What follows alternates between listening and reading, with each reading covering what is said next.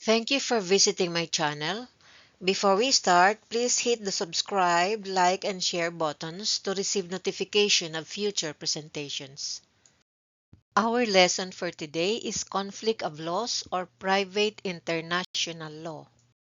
Definition: conflict of laws, also known as private international law, is the branch of law that determines which jurisdiction's law applies when a legal dispute involves a foreign element. It does not resolve the substantive rights of the parties, but determines the following: 1. Which court has jurisdiction; 2. Which law governs the dispute; and 3. Whether a foreign judgment should be recognized and enforced. It is called conflict of laws because different legal systems may prescribe different rules for the same dispute. Distinction between private international law and public international law. Public international law governs disputes between sovereign nations like treaties and maritime boundaries, while private international law or conflict of laws governs disputes between private individuals or corporations across international or state lines. Foreign element. Conflict of laws applies only when there is a foreign element.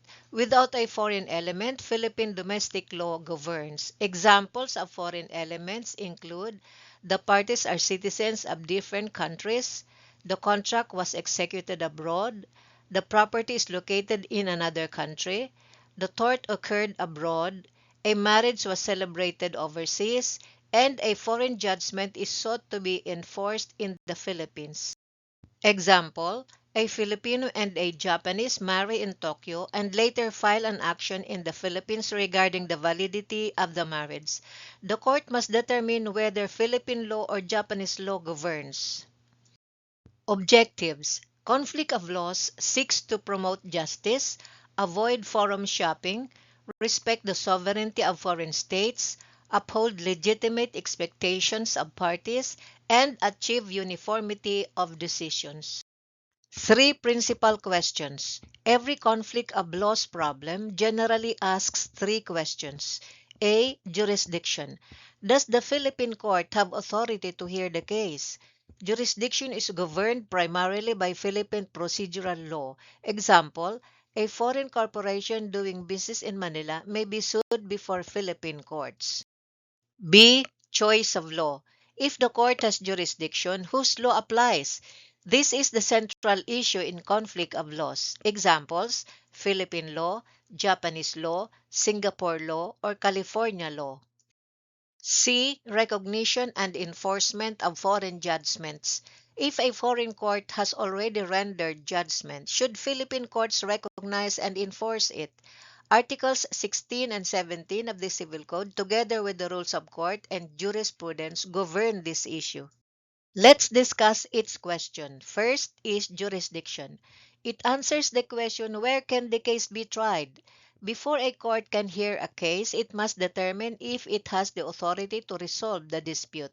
This involves analyzing whether the court has a sufficient connection to the parties or the events. At this point, the court may apply forum nonconvenience or submit to jurisdiction.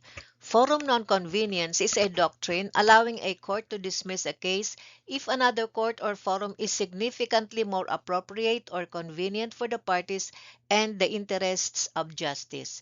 Submit to jurisdiction. Parties can explicitly agree in a contract via a forum selection clause where any future disputes will be litigated. B. Choice of law. This answers the question, which law applies? Just because a court in New York takes a case doesn't automatically mean New York law applies. The court must use its own conflict of laws rules to decide which jurisdiction's substantive law governs the dispute. Different legal traditions use different systems to decide this. The first is the traditional approach or the vested rights. The court looks at where the critical event occurred, like lex loci delicti, the law of the place where the wrong or tort occurred, or lex loci celebrationis, the law of the place where the marriage was celebrated. The second is the modern approach or significant relationship. Courts analyze which jurisdiction has the most significant relationship to the parties and the transaction, focusing on government interests and policy considerations. And the third is party autonomy. In contract law, courts generally respect a choice of law clause where the parties have pre-selected the governing law provided it is fair and has some reasonable basis. And C is recognition and enforcement of foreign judgments. Once a judgment is obtained in one state or country, the winning party often needs to enforce it in another jurisdiction where the losing party's assets are located. There are two types of recognition and enforcement. The first is the full faith and credit practiced in the US, and the second is the committee practiced internationally. Full faith and credit. Under the U.S. Constitution, states are generally required to recognize and enforce valid judgments from sister states. Comity between sovereign nations. Enforcement relies on the principle of comity, which is courtesy and mutual respect, or specific international treaties and conventions, provided the foreign judgment met the basic standards of due process. However, Philippine courts may refuse to recognize and enforce foreign judgments if they are contrary to public policy, morals, good customs, public order, or mandatory Philippine law. Conflict rules under the Philippine Civil Code. First is Article 15 of the Civil Code, which is the nationality principle. Laws relating to family rights, duties, status, condition, and legal capacity are binding upon Filipino citizens wherever they may be. This adopts the nationality theory. Thus, Filipinos abroad remain governed by Philippine law regarding marriage, divorce, legitimacy, parental authority, and legal capacity. The second is Article 16 of the Civil Code, which is Lex Rei Site. Real property is governed by the law of the place where it is situated. Personal property is likewise governed by the law of the country where it is located unless otherwise provided. The second paragraph applies the nationality rule regarding intestate and testamentary succession. The third is Article 17 of the new Civil Code, which pertains to Lex Loci Celebraciones, Consular Acts, and Public Policy Exception.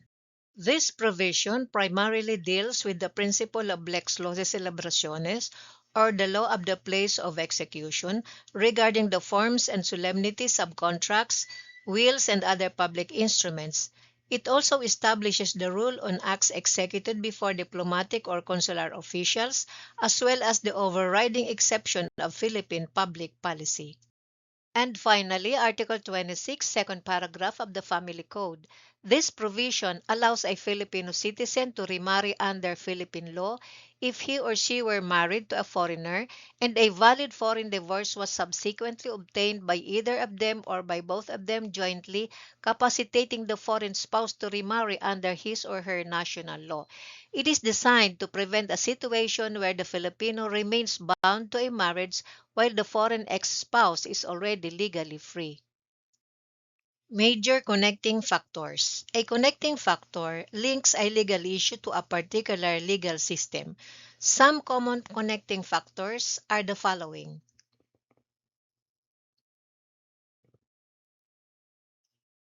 Important doctrines. Lex Rei Site. This concept dictates that the laws of the jurisdiction where real property or immovable property like land, buildings, and natural resources is located will govern all legal matters concerning it. This includes aspects such as ownership, property rights, titles, transfers, and use. The legal system of the property's physical location is considered to have the closest relationship with the asset, ensuring legal stability and adherence to local land regulations. Example: an American citizen living in California owns a condominium unit in Makati City. He passes away and a dispute arises among his heirs regarding who inherits the condo and how it should be transferred. The application of Lex Rei Site. Even though the deceased owner was an American citizen residing abroad, Philippine law will govern everything concerning the real estate itself, such as the registration of the property, the validity of the transfer of title, and real estate taxes because the property is physically located in the Philippines. Lex nationali. Lex nationali, a Latin phrase meaning the law of the nationality, is a legal principle used in conflict of laws or private international law. It dictates that a person's legal status, capacity, and personal matters such as marriage, divorce, and inheritance are governed by the laws of the country of which they are a citizen, regardless of where they currently live or where a legal dispute arises.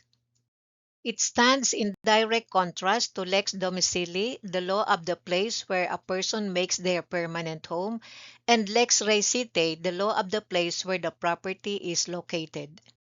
Example: an American citizen from California passes away, leaving behind a condo unit in Makati City. He has a valid will, but his estranged children contest it, arguing about who is legally entitled to inherit the property and what exact percentage of the estate they should receive. The application of lex nationali. Under Article 16, Paragraph 2 of the Civil Code of the Philippines, the intrinsic validity of succession, meaning who has the right to inherit, the amount of their shares, and the order of succession, is governed entirely by the national law of the deceased. Therefore, a Philippine probate court will apply California law, not Philippine law, to determine if his children are entitled to a mandatory share of the property. Lex Loci Celebraciones. Lex Loci Celebraciones literally translates to the law of the place of celebration. Under Article 17, Paragraph 1 of the Civil Code, the forms and solemnities of contracts, wills, and other public instruments are governed by the laws of the country where they are executed. When applied specifically to marriage, this means that the formal validity of a marriage, like the ceremony, the person solemnizing it, licenses, and witnesses, is determined by the law of the place where the wedding actually takes place. Example: a Filipino couple decides to get married while vacationing in Tokyo, Japan. They get married in a civil ceremony that strictly follows all Japanese legal forms and requirements, but they do not obtain a Philippine marriage license beforehand. The application of Lex Loci Celebraciones. Under Article 26 of the Family Code of the Philippines, as a general rule, a marriage celebrated abroad that is valid under the laws of the place where it was solemnized, Japan in our example, is also valid in the Philippines. Because Japan's legal requirements were met, the Philippine government will recognize them as legally married even if the ceremony didn't follow standard Philippine domestic procedures. Lex loci contractus.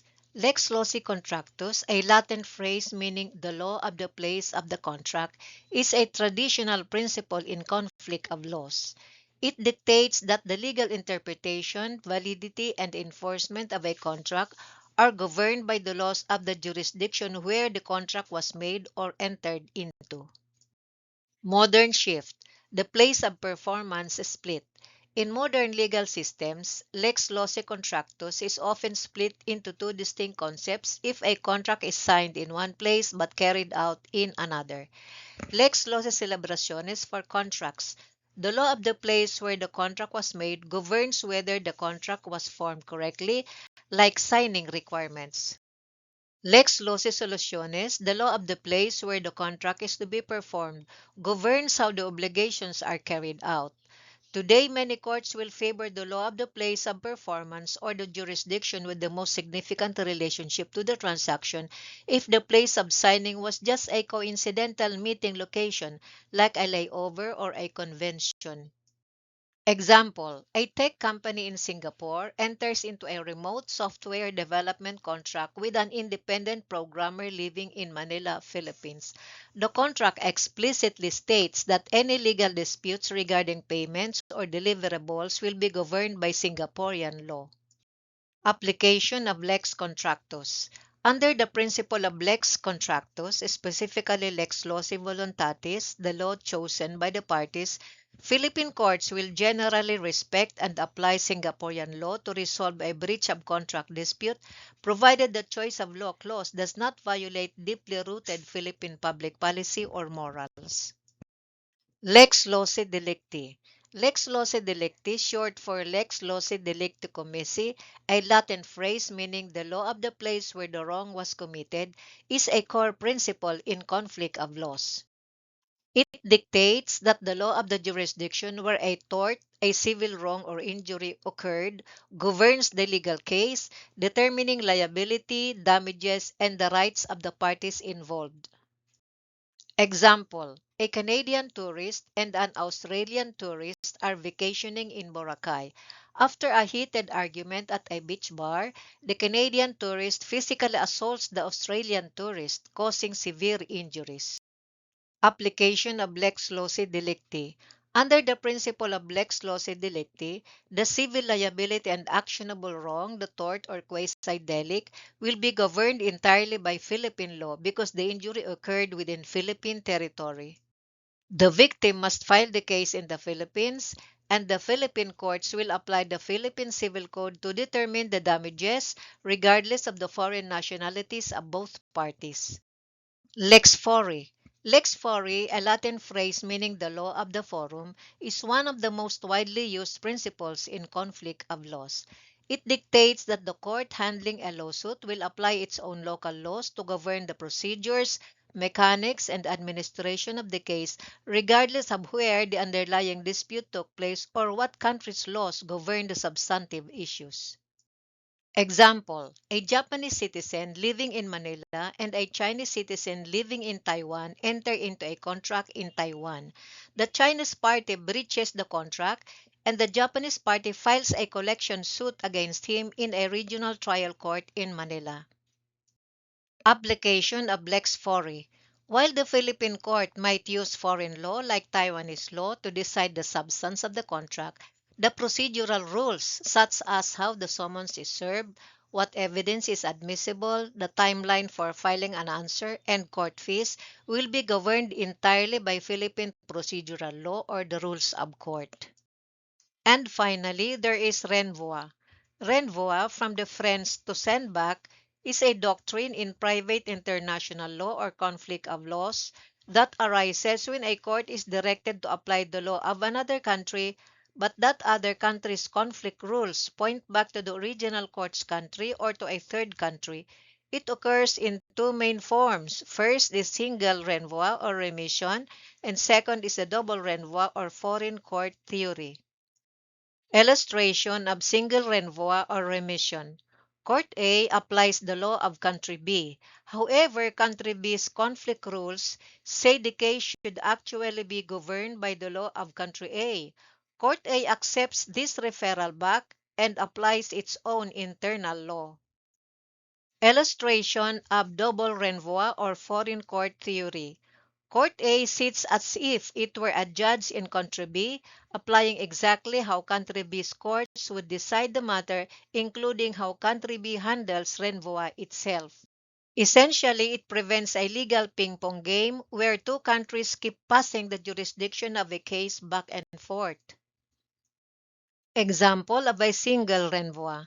An American citizen who is a permanent resident or domiciliary of the Philippines passes away, leaving behind a valid will and properties in the Philippines.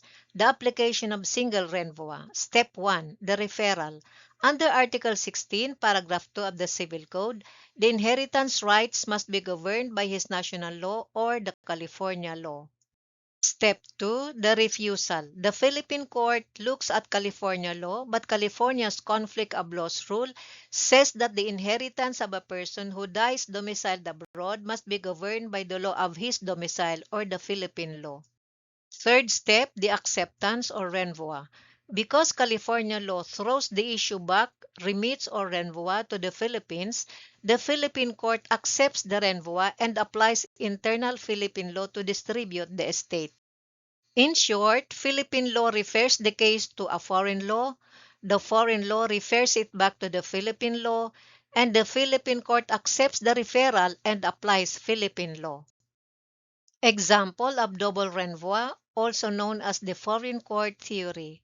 A British citizen dies permanently residing or domiciled in Manila, Philippines, leaving behind personal property in the Philippines. A legal dispute over his will arises in a Philippine court. The application of double renvoi. First step, the Philippine court looks at its own law, Article 16, Paragraph 2, Civil Code, which says that the estate must be governed by the national law of the deceased or the English law. Step 2, the English rule. English law dictates that the inheritance of personal property is governed by the law of the deceased's domicile or the Philippine law. Step 3, the double twist. Instead of just accepting the referral back, the Philippine court asks, if this exact case were being tried in an English court right now, how would the English judge decide it? Step 4, the resolution. English courts accept single renvoi. Therefore, an English judge would say, we refer this to the Philippines, but since Philippine law refers it back to us, we will accept the referral and apply internal English law. Because the English court would apply English law, the Philippine court, acting exactly like an English court, fully accepts this conclusion and applies English internal law to resolve the case. Leading jurisprudence. Bellis versus Bellis, GR number L-23678, June 6, 1967. Doctrine. The national law of the decedent governs intrinsic validity and the order of succession under Article 16 of the Civil Code. Van Dorn versus Romilio Jr., GR number L-68470, October 8, 1985. Doctrine. A foreign spouse who validly obtains a divorce under his or her national law is no longer bound by Philippine marital obligations, and the Filipino spouse may invoke the effects recognized by Philippine law. Pilapil versus Ibay Somera, GR number 80116, June 30, 1989. Doctrine. A foreign spouse who has obtained a valid foreign divorce lacks standing to prosecute an adultery case based on the dissolved marriage. Republic versus Orbecido III, GR number 154380, October 5, 2005. Doctrine. Article 26, Paragraph 2 of the Family Code applies where a Filipino spouse is left capacitated to remarry because the foreign spouse validly obtained a divorce abroad. Fujiki versus Marinay, GR number 196049, June 26, 2013. Doctrine. Philippine courts may recognize a foreign judgment declaring a marriage void provided the foreign judgment is properly pleaded and proved. And finally, Racho versus Tanaka, GR number 199515, June 25, 2018. Doctrine. This case clarified the application of Article 26 of the Family Code and reiterated that the recognition of a foreign divorce requires proof of both the foreign judgment and the foreign law under which it was obtained. Examination framework. When answering a conflict of laws problem, use this sequence. First, identify the foreign element. Second, determine whether the Philippine court has jurisdiction. Third, characterize the legal issue, whether it is succession, contract, marriage, property, tort. Fourth, identify the applicable connecting factor like nationality, situs, place of celebration, etc. Fifth, apply the proper choice of law rule under the Civil Code or other relevant statutes. Sixth, consider exceptions such as public policy, mandatory Philippine laws, or renvoi if applicable. And seventh, if foreign law is invoked, determine whether it has been properly pleaded and proved. Otherwise, apply the doctrine of processual presumption. Thank you. If you find this presentation helpful, please subscribe to receive notification of future lectures.